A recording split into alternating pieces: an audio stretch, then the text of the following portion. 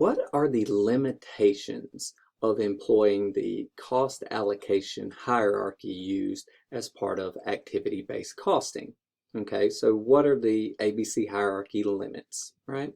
Well, to start with, activity-based costing seeks to assign indirect costs, generally overhead, to uh, the output or production associated with a product or a business or organization. So to start with, you would identify the activities and allocate those to a specific unit of production if it's a very unique, a non-homogeneous unit.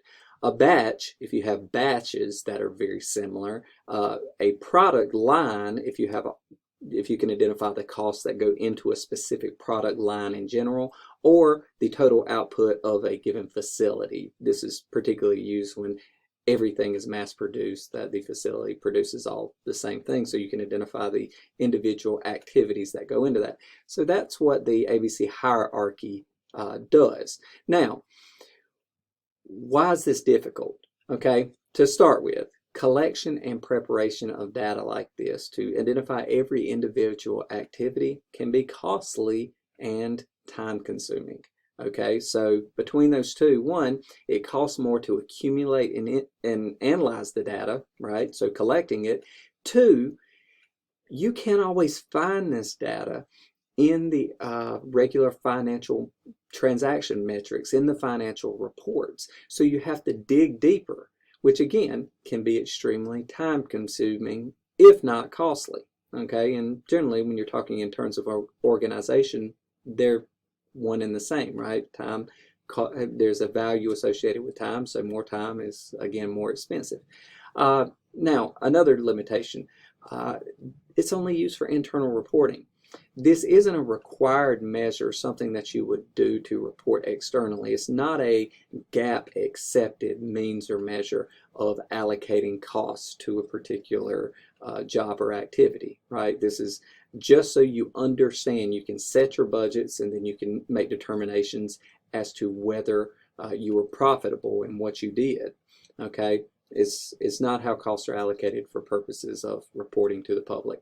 Okay, the data that you uncover as part of this process may also conflict with the ways that you've gone about setting budgets or establishing standards before.